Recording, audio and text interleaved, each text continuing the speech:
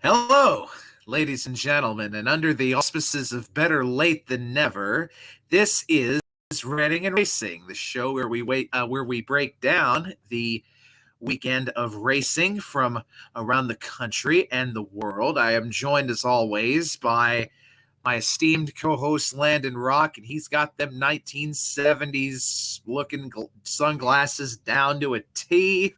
You love to see it. So, yeah, we had ourselves a pretty interesting week of racing this week. But before we dive into that, I have Landon here, and then we have our guests for this particular episode. We have two East Coasters and we have two Midwesterners. First up, joining us once again by way of, I believe, Coralville, Iowa, we have Jordan Teagues in the house. I didn't have sunglasses, so I just put my lens cap over my eye. Poor man's eye patch up in here. That's a rich man's eye patch. That's a Sony lens cap. Oh, gosh. Yes, Jordan, on top of being a paint scheme designer, is a photographer. This I did not know. No, I'm not. I just use that as my webcam. Ah, there you go. I used to be. There you go. That's why I have this thing. That's why I can go, what? Oh, God. You can, oh my gosh. Anyway, so we have Jordan joining us, and we have returning also by way of Great Bend, Kansas, though he was originally from Hutchinson. We have none other than Brent Cox joining us here. Hey, how you doing?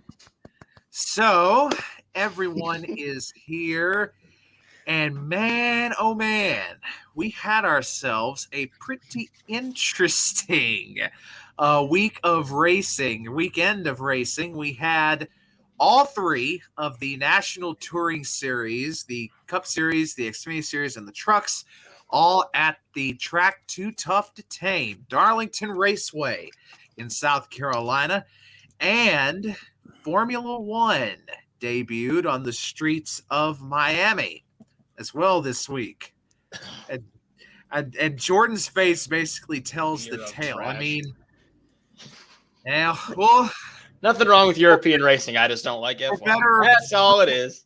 For better or for worse, we will touch on it. And by the way, don't mind the lawnmower. Don't mind the lawnmower. That's what's running your PC, apparently. Apparently. Oh, God. So if you're wondering why we're 15 minutes late, tech issues at the last possible second zapped the first broadcast. Shit's fucking broke. It did. It did. It is. Of course, that's the story of my life. I'm gonna run that shit. It's the inner Dave Ramsey in me. I'm gonna run shit until it breaks and catches fire. That's why I'm driving my car with no oil pressure right now. Woo!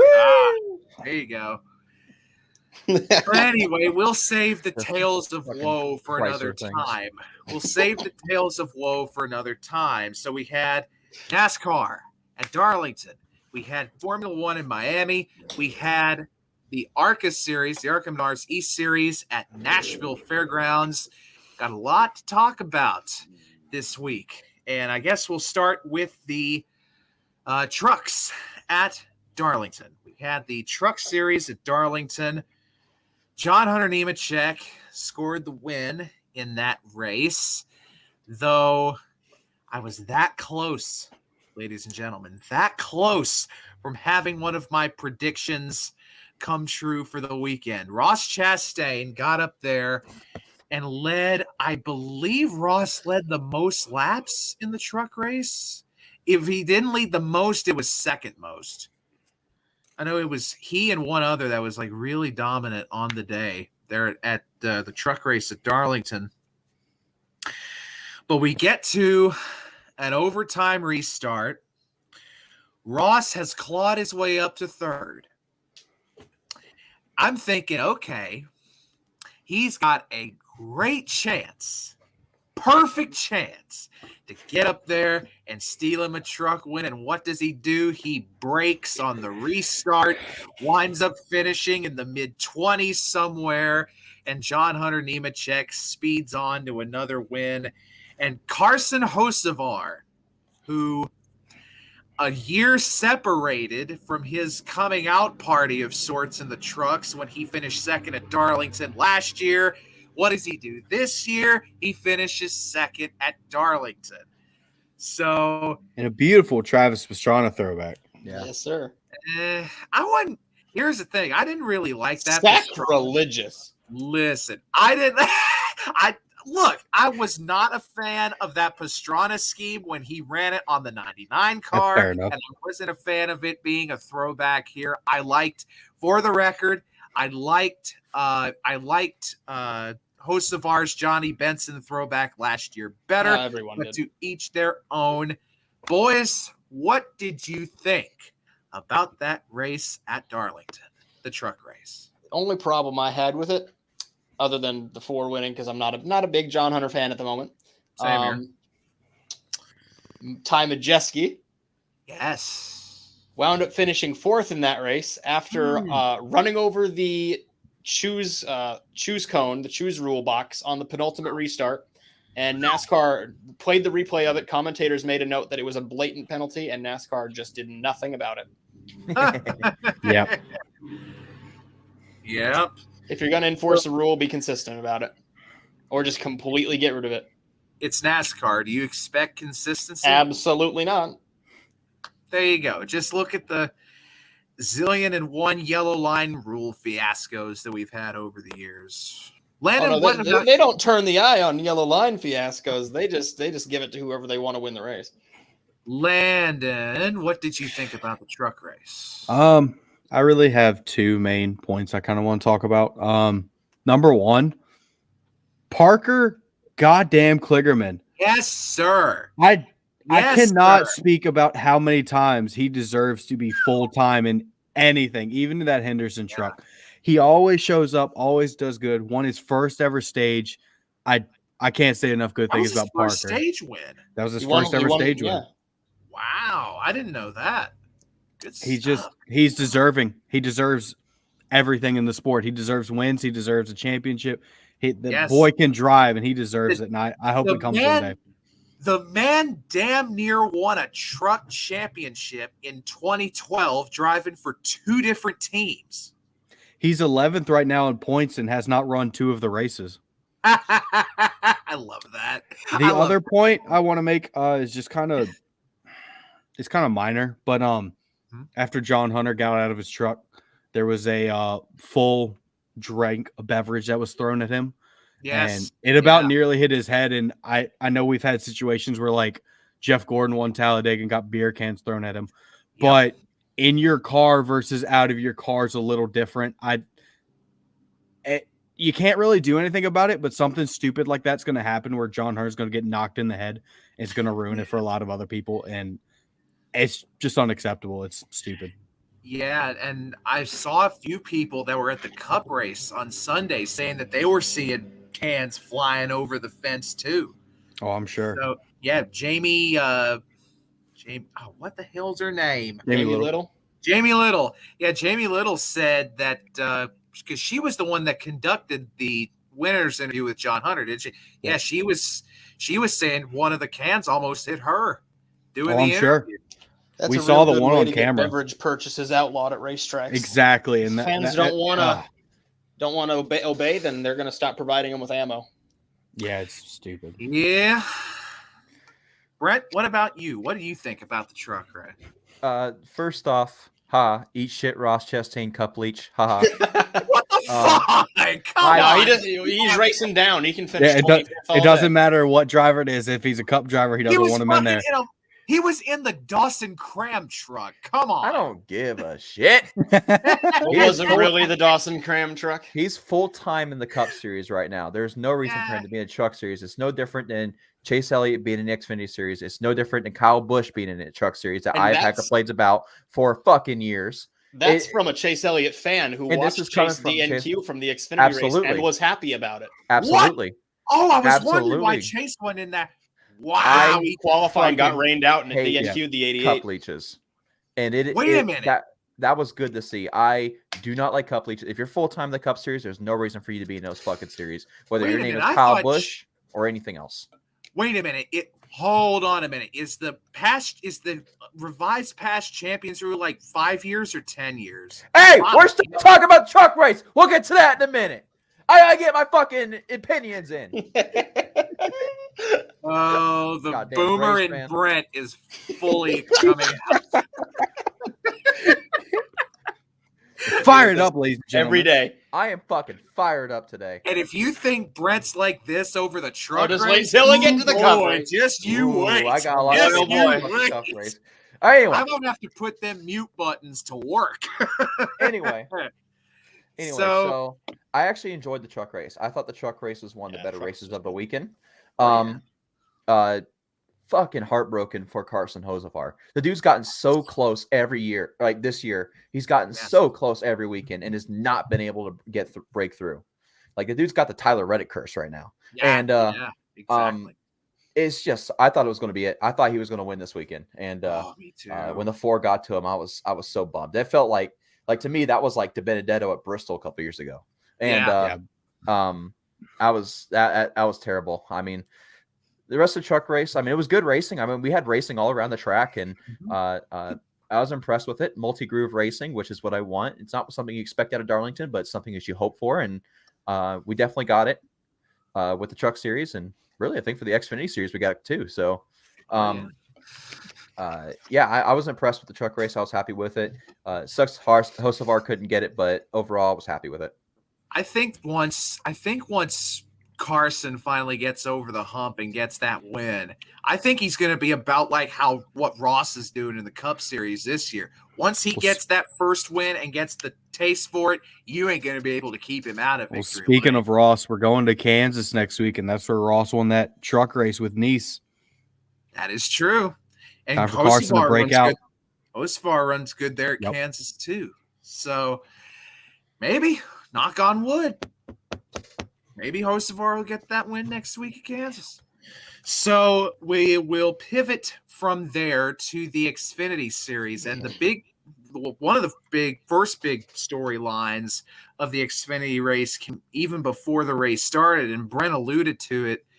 Chase Elliott missing the field for the race at the Xfinity race at Darlington. Now, I had been under the assumption that the past champions rule was a 10-year rule, or was it a 5-year rule? I believe that is only when you're running for points in that series. Yeah, I might be wrong. Oh, so that's how Junior. I very well might be wrong, but so that's how. No, Junior qualified on points, or not on points. Sorry, on speed. Yeah. On speed. I was just wondering, because when Brent said that, it got me to wonder, like, what would the deal of? Well, I guess Junior's declared for Xfinity points, has he not? No. In the one race, I don't think he did, but he made that race on speed. Yeah, but anyway, so Chase also, Elliott. One note, Junior tweeted out, he said that because he was getting questions like, oh, well, it's Chase Elliott. Why wouldn't you just buy out a spot? He said that he didn't want to take another spot from another deserving guy. So Junior is always stand-up guy. Props to that. Good. Props to that. Got to give Chase that for not taking away someone's spot in the field. I say what you want about Chase. I do respect that. So, so the Xfinity race we had, I'm blanking on the winner. Justin Allgaier. Yeah, JRM talking about not keeping people out of victory lane. JRM, they got their first taste, and now they're just rattling them off. And our resident Allgaier fan is very pleased. Was happy. It had been a while. I'm very happy about that. Yeah, and in of course, we've seen that Wrangler throwback done quite a bit, but I don't think we've seen that particular one done very much. Not that exact one. So, gentlemen, what did y'all think about the Xfinity race? Landon, we'll start with you. Other than Allgaier winning. Yeah, that was good. I don't know. I honestly can't think of much else other than I was happy with the racing. I thought it was good side-by-side racing, like Brent said. You could pass. It wasn't single file. There were leaders, like I thought Ty Gibbs, when he got the lead at the first, was just going to run away with it, but he didn't. So the leaders were changing around. Maya Snyder got wrecked, so that sucked. But yeah, and that beautiful Schrader throwback, even though the numbers are cursed. I'm telling you, and I said this about the original Schrader scheme. The numbers on those cars are just so cursed. You can't. I'll put pictures of it in the comments after we're done here, so you can see just what we're talking about here. But yeah, so Snyder crashed. Landon, what else? What else were your takeaways? I don't know. Don't have much else other than Justin finally got a win. Been a year. Yeah, I forgot that it had been right at exactly a year since he last won. He won last year in that it was the Goodyear Goodyear. It was the It was a red senior throwback. Yes, it was the I'm trying to think of Tasmanian Devil. It was the Tasmanian. Oh, that's what I was trying to think of. Yeah, that's right. Yeah. It was the Taz throwback. Jordan, what'd you think about the Xfinity race? I thought it was just good. I mean, I never really thought that anybody was like with the Truck Series. I knew that John was going to win that race at the fastest by like half a second or something in qualifying. Just killed it all day. Once he got out front, I was like, I love you, Carson, but there's nothing you can do with this Ford truck. Yeah. And then in Xfinity came along, and I was expecting that to be more of the same. Kind of like just, Ty and Noah would get out front and just kind of drive away. But it never really happened. Like they got out front, but never did anybody really just drive away and just never look back. And Justin didn't take the lead until into the third stage. So when that happened, Justin was the fastest car all day, but he was always mired in traffic because he had to start at the back because of those electrical issues on pit road before the green flag. And then he just drove through the field, made it up. He made it into the top 10 by stage 1. And from there, I was paying attention to my boy all day, Landon. It was a pitiful, pitiful day, buried in like 14th to 17th, but fresh tires on that last run to the checkered flag. We came home 6th. So cannot be upset about that one bit. P6, big stripe. And who was it? Was it Anthony Alfredo that was raising a little hell over Landon after the race? Alfredo was raising hell on Twitter, I guess, because Landon pushed him down pit road and then Alfredo got a speeding penalty. But Landon pushed him on pit road because Anthony was going 2 miles an hour below the speed limit. Landon pushed him there, and then Alfredo got a speeding penalty on exit in section 14 when Landon was nowhere near him. Huh. That's pretty funny. Oh, gotta love pasta. Gotta love old pasta breaks. Old Tony Bolognese. Tony Bolognese. Someone's watched their twisted toe. Brett, what'd you think about that Xfinity race? It was a good Xfinity race. My guy finished second, so I was a little disappointed in that. Thought he was going to get to him, but that's all right. We already got a win this year. We're already in the playoffs. So, but I mean, like I said, basically what Lamy said, it was a good race. I mean, I think the truck and Xfinity race was pretty similar. We had a lot of passes, a lot of competition all around. Reddit crashed as well, so good. Eat shit, couple each. So overall, good race. I mean, no real complaints there. I think the truck race was probably the best race of it. Xfinity was a close second. And then there's the cup race. Well, I mean, besides the finish, I do think there was a lot more passes, a lot more competition in the truck and Xfinity race, and therefore I think they were a better race overall. It doesn't mean the cup race was a bad race. It was still a good race, but it was nowhere near as competitive as the truck and Xfinity. I will agree, 100%. So we will turn our attention. Oh, real quick before we leave Xfinity, did want to shout out Kyle Weatherman, P12. Yes, great finish. Yeah, that's cool. Yes, I love that run. I love that Weatherman's doing really good in that car. But if we're being honest here, they're really just bringing Weatherman into that car just so Iwuji can keep cosplaying as a NASCAR driver. I don't know. I think Iwuji realizes he needs more seat time. I think that's why Weatherman's in there. Yeah, I low-key wish they'd throw Weatherman in that thing for the rest of the year. Because Weatherman's a fucking wheelman. Like, you saw him pull top 20s out of Mike Harmon equipment.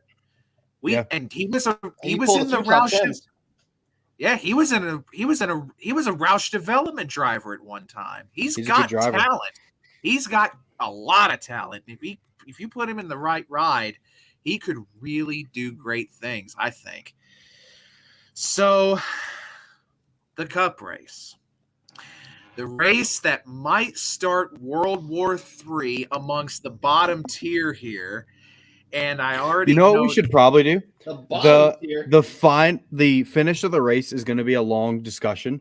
We should probably give our opinions on the race overall then have that be a separate conversation. Agreed. Yeah. Yes. I like that idea. Plus, I have a video of the finish to show later on. So, gentlemen, starting with Landon, what did you think about the Cup race at Darlington? We ran like shit all day. But no, I don't know. Past 2 weeks from Blaney's perspective, we've done a weird strategy, and I don't know what it is. We don't get stage points, then we get caught up in something at the end and just don't have anything to show for it. I don't know legitimately what we're doing, but I guess we'll figure it out. That was about what Bowman was like at Darlington. Of course, we didn't try no weird strategies, nothing. We just ran like ass all day. Justin Haley, P3. Yes, P3. Hell of a good finish for him. Haley. And even if what happened on the last lap didn't happen, he was going to be P4. So great finish for him. And with on the topic of Justin, his colleague teammate in the 77, granted, Landon. Both Landon, who finished 22nd, and Justin finished their races in decent spots, and neither one of them touched the outside wall all night. And I'll add to that. How about Cody Ware getting a top 20? Yeah, I was going to say that. Yep. That's Cody getting up. A lot of the smaller teams got up there. Well, when half the field wrecks down the backstretch, it's going to Yeah, thanks, Truex.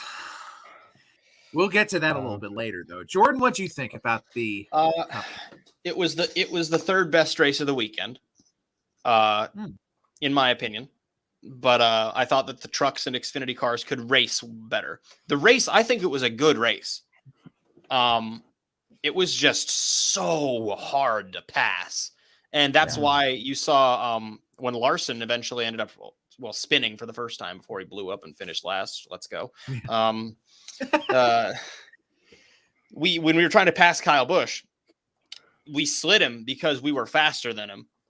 Yep. And Kyle didn't do anything wrong. He held his ground, and he had no obligation to concede that position whatsoever. But the reason that happened is because he wanted to get by him, and the only chance he had was to try to slide him. And he wasn't able to get it completed by that point. He's on the bottom, tried to get back into the throttle around 1 at the 5. And then, it just went on. It was a good race. There was passing at times, especially on restarts. Restarts at Darlington with this car are amazing, especially the sound of them going off into one. But the incident down the backstretch happened. Ross wrecked. My fantasy was looking great until the final stage. Then 4 of my guys wrecked. But now you see why I quit doing that stuff. No, it's all right. But I forgot to do mine. You did. Just a solid day. Nothing spectacular, nothing flashy. Well, asterisk. But just a solid race. Nothing. I was cheering for the little guys like I do every single week. So I was watching like Cody. I was watching LaJoy. I was watching Landon. I was watching. Or LaJoy slapped that wall hard. Oh my God! He then came off the ground. God. But that was one of the cooler throwbacks too. That 77 or 7 with Corey's. I didn't realize until race day that it had his name. Didn't win best in show though. No, because Talking about Kyle Busch, you mentioned him just a little bit there. Parking it on the road. About that. I need to talk about that. Listen, incident with I am tired of Kyle Busch being unprofessional in a professional racing association. Yes. He left his car in the middle of pit road and walked to his hauler. That is the most unprofessional bullshit I've ever seen. The stupid he couldn't turn it. Okay, park it in your pit stall. That was so unprofessional. I'm so tired of him and just doing this stupid, unprofessional. I can't stand it, and I'm tired of it. I'm finally done dealing with Kyle Busch's stupid antics. I have a question for you. Boys, I have a question for you in that regard. Do you think that Kyle Busch is at the level now with Gibbs that he was at, that Harvick was at when he was at Childress in 2013? I'm getting vibes from that. No. I will say, I think he's at the same point he was with Hendrick. This attitude's a problem. So I feel like this is Kick him out of there. I feel like this is more Harvick at the tail end of RCR than it was Kyle at the tail end of Hendrick. Because Kyle has never once talked about leaving. Well, never seriously talked about leaving JGR. Kevin was always just like, they'll be somewhere else. Harvick also was complaining about the speed of RCR. Yeah. Gibbs has the speed. Yeah. It's just Kyle being Kyle. And that's why I said I'm tired of it. This is one of the top racing associations in North America. And this unprofessionalism is so idiotic and childish. I can't stand it. A lot of people this weekend were comparing him to Dale Earnhardt. Dale Earnhardt was never going to. No, I will be the first person to tell you I 100% agree that Kyle Busch is the Dale Earnhardt of the modern era. I 100% think that. But I won't say Dale Earnhardt as far as like their presence on the racetrack. But Kyle does not behave like Dale Earnhardt. So I won't say Dale Earnhardt, but you know who Kyle reminds me of? Darrell Waltrip in the early 80s. I want to hear what Brent has to say about Kyle. He's closer to Waltrip than Earnhardt. So I'm not going to be as harsh about this particular situation than Lamy will be, for the simple fact that I truly do believe that he couldn't turn the car. My only problem with this is he did not wait for the safety crew to get to him as he would in any other crash car incident. I think if he would have waited for the safety crew to have been there, the whole been a completely different situation, and it probably wouldn't even be talking about it today. I think that's the only thing. I mean, I completely understand him getting out of the car because, I mean, drivers don't want to sit in this fucking car as it gets on the hook. These damn cars, if they can't turn with these tow links that are just fucking garbage in these cars, if these things can't turn, they're not going to push this car. There's no way. They're going to put the car on the hook, and they did end up putting the car on the hook, and there's no way a driver wants to sit in there. If I get into a crash in my car, I'm not going to want to sit in the car as the car's on the hook. That's just fucking... My dispute to that will be that usually when the car can't turn into the garage, I mean, that's a very common problem. You slap the wall, can't turn the right front. Very, very common. Normally, a driver will make an attempt to 3-point turn it and drive it to the garage. Kyle just parked it. Yeah, that's true. I didn't think Corey did it earlier in the race. At least Kyle didn't do it. He did it. What was it? Daytona? It was last year. It was last year at Darlington where he just drove through the crowd. I think this is not as bad as that. I was thinking of the time at Daytona. That was the race that we were at. Yeah, I was thinking of the time I was thinking of the time at Daytona in the summertime where Kyle just like backed it up and did a J turn down pit road and shit was just flying out from under the car. That was a year or two ago at this point. So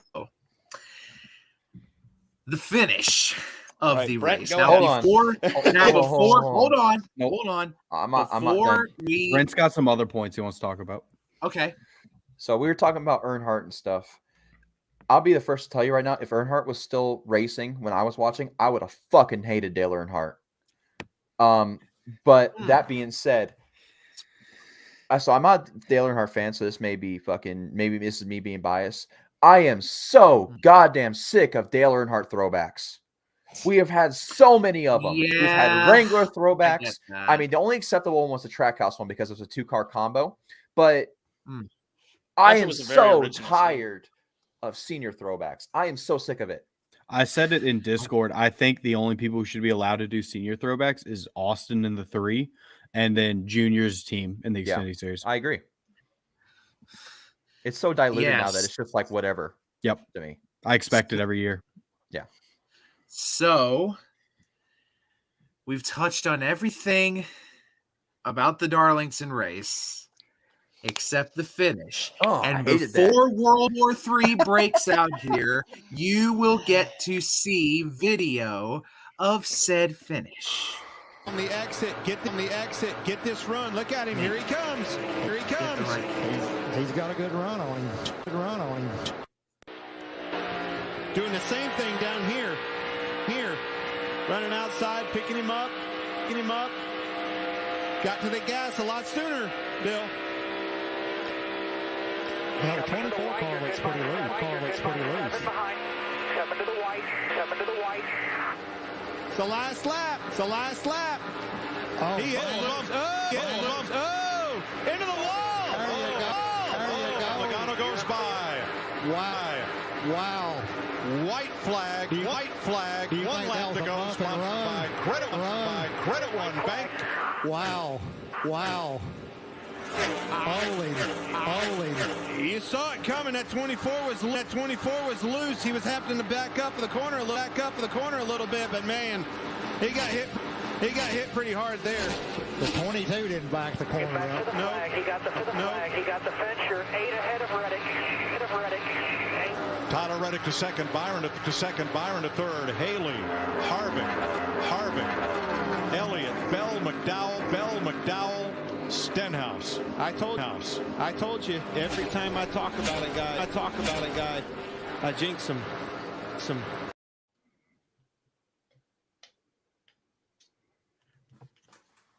Well, you are muted. I am now. I'm not muted. It takes StreamYard a minute to unmute everybody when you get through playing the video. So, okay, everybody had a chance to get on their boxing gloves and everything like that. So we've seen the finish. You saw what happened. The battle was between Landon and Brent Tanek. Yes, it was. was. That's the battle. Jordan, I hope you're good. I hope you're a good referee when it comes to this. I don't really care either way. I was hoping the 24 would win, but I'm not. I knew it was coming. So, all right, Landon, we'll start with you. What did you think about that finish? And let me start off by saying I'm putting these Brent kind of on conversations are fun in the sport. Yeah. It's good that we can have these kind of conversations. It's good to have hard racing. I thought the move was okay. So let me go by my initial reaction, and then I'll tell you what I thought after his interview. My initial reaction was, "Whoo, bump and run." I was like, "Okay, I was like, 2 to go. That's a little soon, but hey, it's a bump and run." I thought it was fine, and then he did his interview and said something about Byron got into him, and I was like, "Oh, I don't know what that's about." So I went and saw it. I do think Byron squeezed him a little bit. I understand at Darlington, there isn't a whole lot of room and you do slide up the track. But at the same time, Joey was to his outside the whole time and he just used him as a wedge. That's from my perspective. That's what I saw. So overall, I think the move is fine. A bump and run is inherently dirty. That whole move is dirty, moving someone. Whether you think it's a bump and run or a dump and run, it's all dirty. I will respectfully disagree about the bump and run. I don't know. A perfectly executed bump and run is a work of art. Now, if you do it, and I'm gonna have to disagree with you. I think a perfectly executed bump and run is very subjective because it depends on what happens to the car in front. So in this case, I don't think that Logano just like full sent it. You can see him lift. You can see the exhaust. He didn't just like ram him like people are saying. I think he bumped him. And then these cars can't take a bump. You saw it in Daytona. They talked about it the whole time. Anytime they took a bump, they'd get loose. He just got loose and hit the wall. So I think while it was a dirty move, a bump and run to me is inherently dirty. But after seeing what happened on track and then the fact that, he didn't hook him. He bumped him, he got loose, and he got up into the wall. It wasn't a dump and run, as some people have said. I call it all fair. However, I completely understand people not liking the move.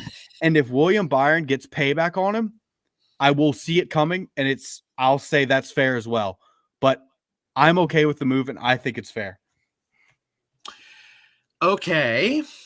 So Landon has spoke his piece. I'm Team Logano. And I put Brent on mute. So just to be fair, I will now mute Landon and I will open up Brent's mic and let him tell his side of the story. The rest of the story. Yeah. So, all right, Paul Harvey, tell the rest of the story. Yeah. So no, absolutely fucking not. First off, Daytona and Darlington are two completely different situations. You got Daytona where you can actually fucking draft. And you got Darlington where there's a 1 groove or maybe 1.5 groove track. If you're going to bump them, they're going in the wall no matter what. That's just how Darlington is, especially in the corner.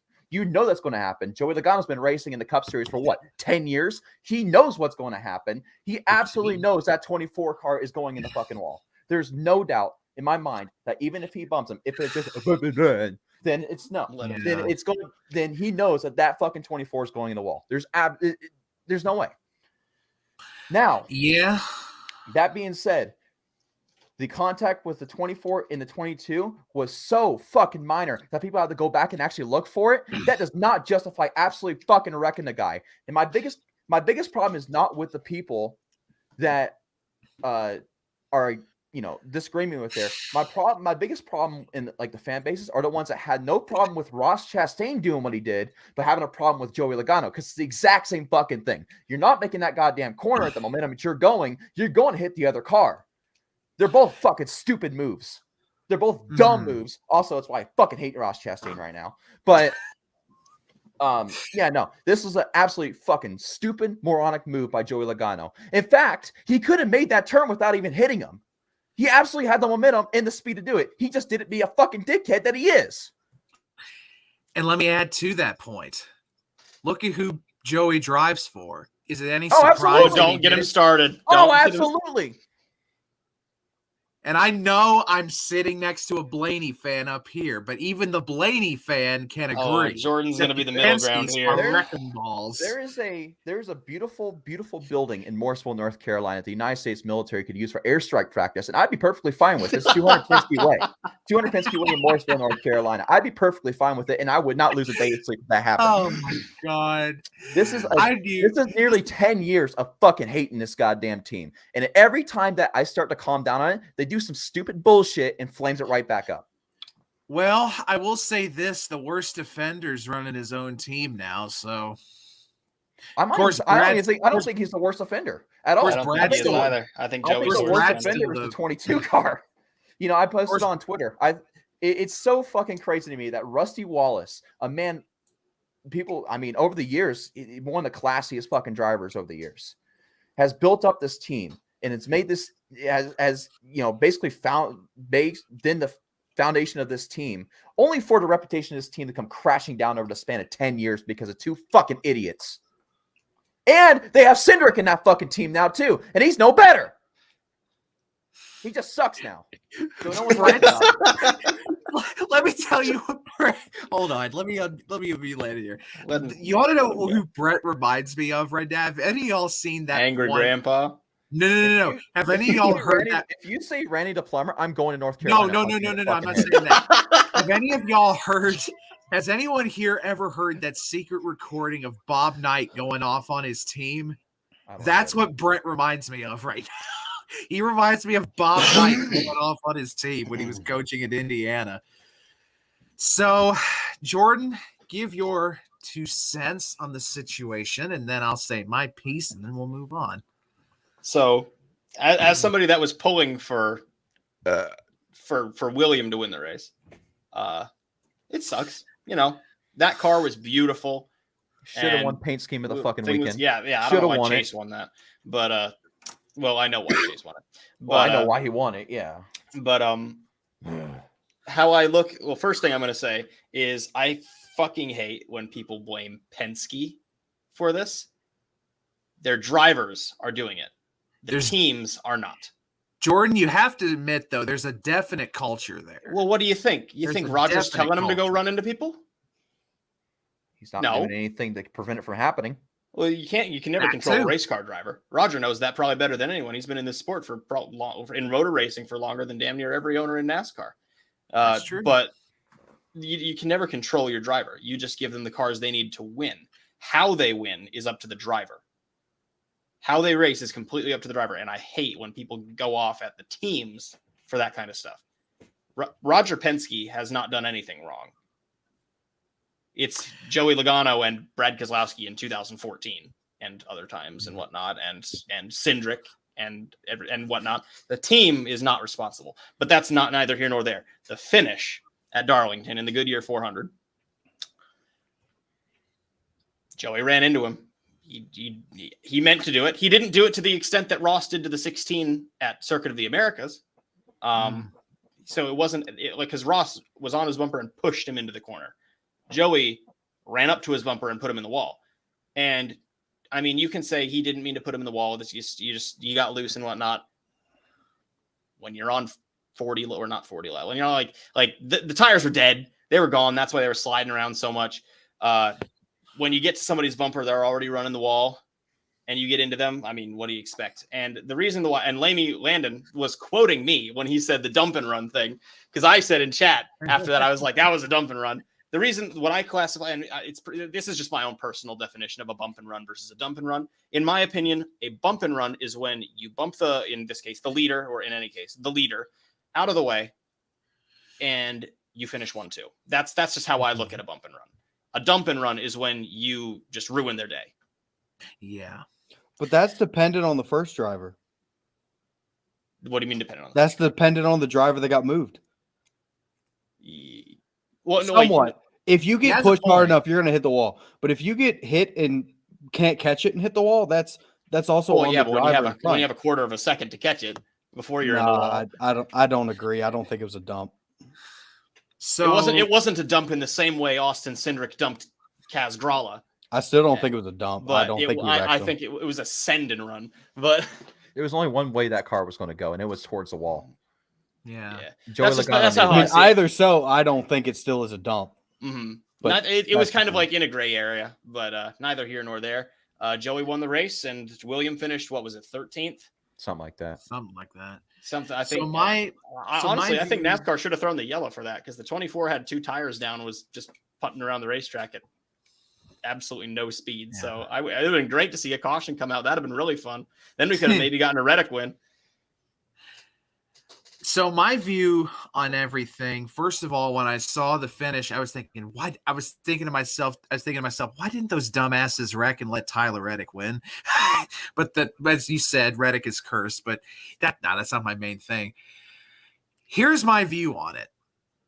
Joey knew that Byron had worn tires. He knew Byron's tires were shot.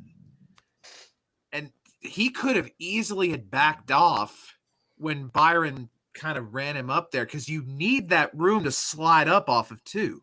You just need that room to slide up. He could have easily let Byron have the space. He would have got back by him the next lap. You're not going to lift with 20 to go on a restart. I get that. I agree with that. No, I mean, you're not Logano, it would have took Logano what? 5 laps maximum to get back up to him? No, clean air was king on restarts. The way that I kind of look at the whole thing is if you're good enough to beat him, you'll beat him. And if you're not good enough to beat him, you'll finish second. That could have been a Ricky Craven, Kurt Busch finish. I was literally about to say that. Like, I saw someone on Twitter say that we had and I was told them, I don't care for fuck. They can go fuck themselves. So I saw someone on Twitter say that we had the potential to have a classic Darlington finish. Yeah. Had that not gone the way it is and it be fucking Joey's stupid ass Logano. If he would have ducked under there, which is what he should have fucking done. He had the room to do it. He could have done it. He had the momentum and the speed to do it. We could have had a side-by-side drag race. In fact, I don't even think that would happen now. I think of it because 24 was just so much slower than 22. Yeah, I think the 22 would have just blown by him into 1. Yeah. Regardless, we were robbed of that because Joey Logano's a fucking retard. So, yeah. By the way, one thing more. Why is it, just a random observation, why is it that every time we get a cloudy race at Darlington, the race is fire? You ever notice that? Like the same thing at Talladega. Oh, yeah. Here's the thing. Every time it's a cloudy at Talladega, it's a chaotic race. Maneuverability. 2016 spring. More grip. There you go. Yep. 2.5 flips. Yep. Yeah. God dang, that was a crazy race. Anyway, fucking flattening. One thing more regarding NASCAR, we did have an ARCA East race at Nashville Fairgrounds. Jake Finch wins the pole. Now, I did not know that Phoenix Racing was back in this capacity. I had no idea. They're not back. They're more of a sponsor, but. But the team was for sure Phoenix Racing. I don't think it was. Oh, I think it was. No, it was James Finch's team. No. Was it? It literally was. I thought it was under a different team name. Nope, that was But- James Finch's team. Nope, it was legitimately Phoenix Racing. And though I think Jake runs it more now than James does, but I think James still has a hand in it. He won the pole. It's kind of Jake like did. how Trackhouse is Ganassi. Like, Okay. it's just kind of like one thing led to another, and this is where they are now. At the end of the day, that's still the same Phoenix Racing that Kurt Busch was screaming over the radio at Darlington in 2012 with. That was same Phoenix Racing that Kurt won at Daytona with in the Xfinity Series. It's the same team at heart. They probably even using the same shop. It's just who owns it, what percent. Well, they probably moved shops, but they sold. I know they sold. I actually know where both of the Phoenix Racing shops used to be. The first one was on. It was at 1720 Tennessee Avenue in Panama City. Then they bought Buckshot's old shop when he closed up. Did I say Buckshot? No, I did. Okay, I was because that was on Joe Graff's car. That was on Joe Graff's car. Buckshot car, but they called it Buckshot. That's funny. That is funny. Oh my god. So yeah. So it's good to see Phoenix Racing back. They win the pole with Jake Finch, James's son, and I must admit I can't remember who won the ARCA East race. Sammy Smith. I could have. That's who I had in mind. But gentlemen, if any of you saw the ARCA East race, what'd you think of it? We watched on Flow as a group, and I liked it. I mean, I always love National Fairgrounds. It's one of the it's a classic short track. I love short track racing. Me too. I love short track racing, and Dale Jr.'s involvement with National Fairgrounds, what it's going to be in the future potentially is super exciting to watch. And anytime that National Fairgrounds is going to be live on Flow, I'm going to be tuning in because I love that track. It didn't disappoint again. It was a classic short track race. I expected. I was surprised to see it was 200 laps. It seemed kind of long for that track, but I like the racing. I mean, it was kind of side by side racing, not really side by side racing, but it was some decent passes. It was local short track racing between Sammy and Jake. I think it was a good battle between the two for most of the race, and I thought Jake was actually going to get back to him, but before the end of it. But I enjoyed it. I liked it. I mean, a lot of people talk shit about ARCA now. And this is ARCA East, which used to be the K&N series, but I don't understand all the hate that ARCA gets. I do at the same time because Venturini fucking stinks up the whole show. But yeah, that's more the big ARCA though. Yeah, that's main ARCA. East and West though. Speedway ARCA East and West are still really good. East and West is what used to be the K&N series, and the NASCAR K&N series. For some reason, it's just under the ARCA banner for whatever reason. They did it after NASCAR bought ARCA, and I love short track racing. Like I said, I've always enjoyed big ARCA. I've always enjoyed the East and West series. When they're racing on short tracks and ovals and not road courses, I don't like those guys in road courses because it just seems like one or two guys dominates and that's it. But I mean, hell, we saw Brad Smith in this race. I didn't expect him to be in an East race. We saw him all right. We didn't expect to see him in an East race. He was there. I mean, he was on TV on the screen for about 0.5 seconds as he got passed. But it was good to see Brad Smith, a long time name in ARCA, doing the East and West or West series while doing big ARCA as well. Yeah, same cars. They're same cars, same spec as big ARCA. They're exactly the same, identical, which is why he can do that. I guarantee that's his ARCA car, his big ARCA car that he just ran down there. I guarantee that's what it was. It's a super speedway car. Yeah. So, a couple things more, and then we'll wrap it up here.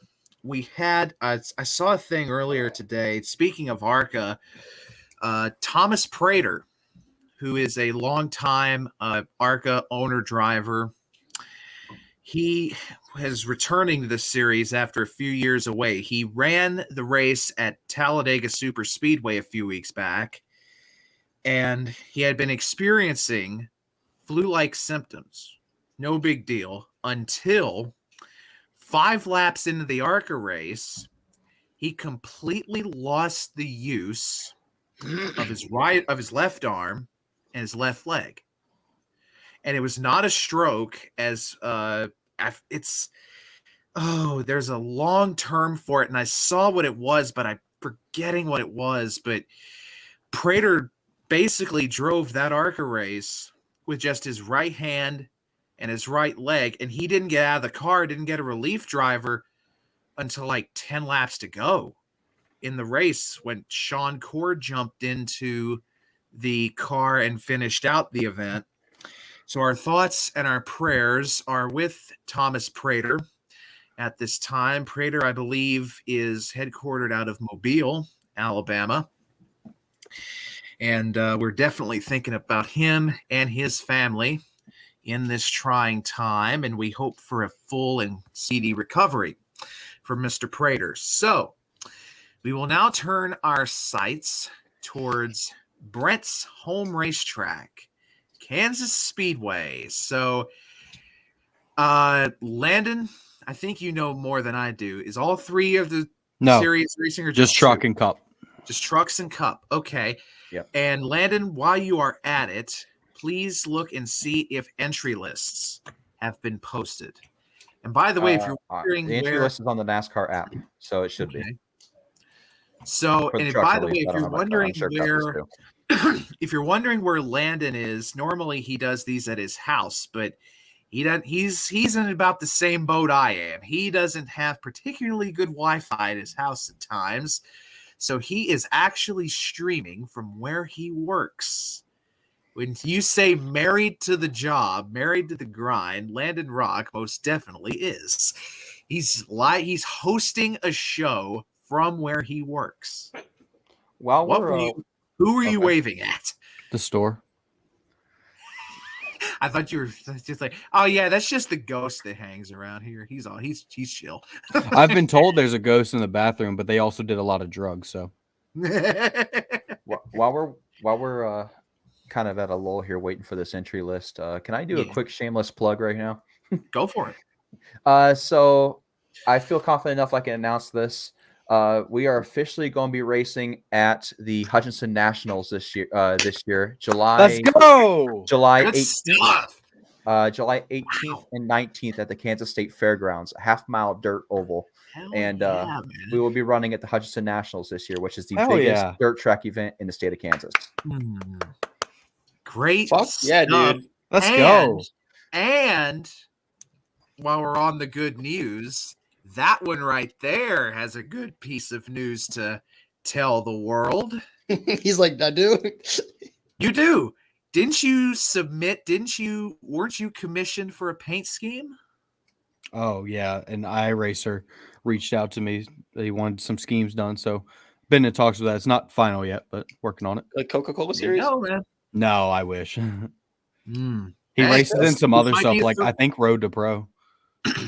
This might be the first step toward that, though. Never know. Keep knocking on wood. Commission. Are you getting paid? Yep. Attaboy. No. Making it rain. So we've got the trucks at Kansas this weekend. Oh, real quick before we get into picks, just really quick, I wanted to note a development for me. I watched Formula One on Sunday. I hate Formula One. I watched it for a lap to see what the track looked like. It looked cool. And then I said, okay, this Euro trash is stupid, and turned back. Yeah, there was a lot of people that were saying that the Miami layout was really boring. I don't know. The track, the aesthetics of it looked cool, and that's all I was looking for. Yeah, I saw a few Reddit posts on that. By the way, one funny thing. The F1 announcers, I don't know how they got on this, but they got to talking about the NBA draft that's coming up.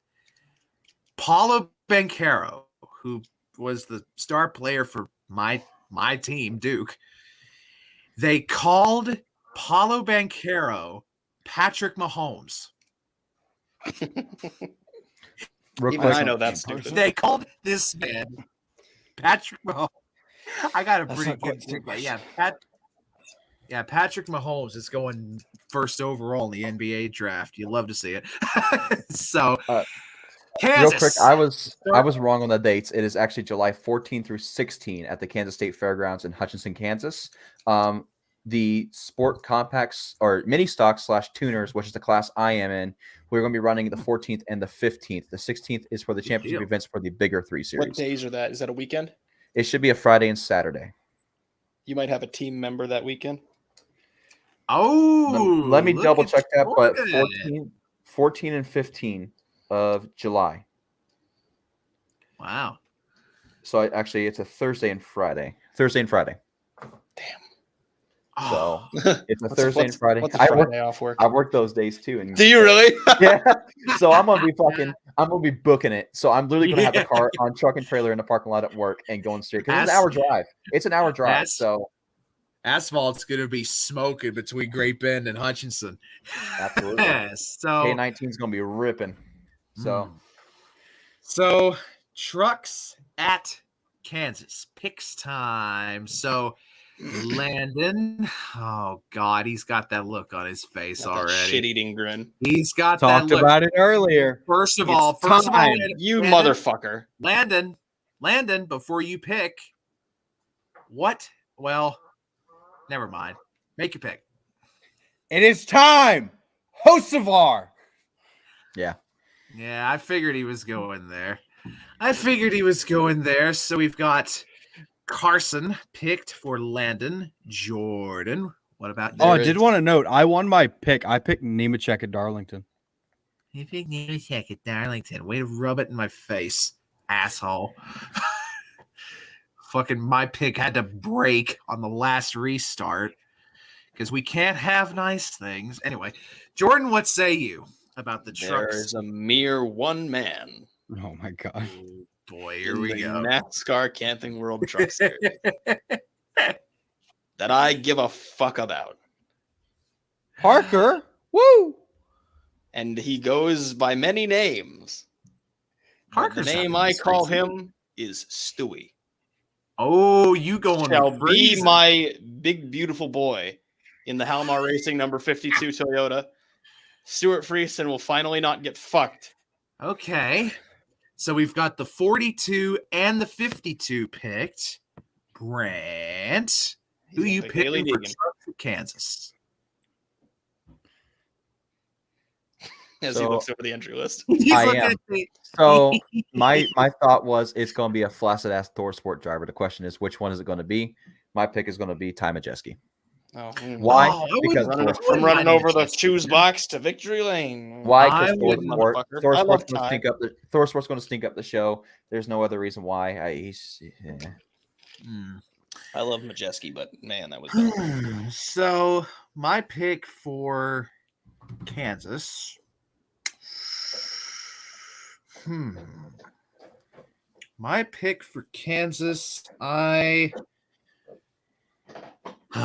echo Brent's sentiment about it feeling like a Thor Sport win. He picked the driver I would have picked, Majeski. Just pick Ben Rhodes. He'll be good. He's usually the best of them anywa's. Well, it won't be Crafton, so that leaves one. I'm gonna say Eckes. That's the one. To win at Kansas. So we go to the Cup Series now. Landon, what do you say? It's a good weekend in the what do y'all get? Y'all get tornadoes. It's gonna be a good weekend in the tornado. Tyler Reddick. You fucker. Twice. I could see Reddick doing good. He's done good at Kansas in the past. Jordan, what say you about the Cup race? I don't know. I think it's going to be Kansas is always good. Think it's going to be stinky finish? No, I feel like it's going to be a great race. Like, because Kansas got the grooves, it's got speed. And I don't think that we'll get payback, but it'll be the best form of payback you can get, which is just going out and win the next one. William Byron's going to win the race. Billiam to win at Kansas. Billiam, yes. Liberty Bill. Shut up. Brent, what say you? So I bet he won't pick Cindric. Of the last 6 races, the driver on top has an average finish of 5.2. And He has not been picked yet. Of the last 6 races, his best finish in those is second. He has a win at Kansas. Is not won the last 6 races, but he has won at Kansas. One of the best, one of the most consistent drivers this year. Is actually the points leader right now. Chase Elliott will be my pick. For Kansas. Did you say he hasn't won in the last 6 races? He has not won the last 6 races at Kansas. Oh, I got you. Okay, Yeah. I was like, has not won the last 6 races. Yeah, I got you. He won last week, brother. Brent's on that revisionist history up in here. So yeah, driveraverages.com open. So damn straight I do. I'll say this: all 4 of us for the Cup race will be picking Chevys. All 4 of us will picking be Josh Palicki? Corey LaJoy, let's go. Spire, brother. Let's fucking get it. I wish. I fucking wish. That was my random pick, Corey LaJoy. I think it's now we don't Brent is gonna stand at the foot of my bed with the fucking cloak and the sickle. You know, I know he's say this. I knew he said Chevy driver. I knew the fuck who it was going to be. He's not throwing a fucking watermelon at the goddamn card at the end of this race. It's not happening. It's not fucking happening. He's not going to win it. He's not going to win at Kansas until he takes the checkered flag first. I think it's time to do the watermelon crawl in Kansas, boys. Also, Ross. I'm gonna make another prediction, not a race win prediction, but a race prediction. We're gonna see another Cody Ware top 20 this weekend. Ooh, I'd be down for that. I think there's gonna be a big old wreck during this race. So yeah, Kansas is known for that. I think Kansas we're gonna get on the back stretch. Somebody's gonna pass away. All right, ladies and gentlemen, thank you one and all for coming out, and I can say with confidence this has been my favorite Ranting and Racing episode of the year so far, though we've still got a long ways to go. So Landon, Jordan, Brent, thank you all for coming aboard, and thank you all out there for commenting and reacting and showing love. And Jordan has his camera lid lens eye patch again. And that's Logano. All right. Until next week, take good care, and may God richly bless you all.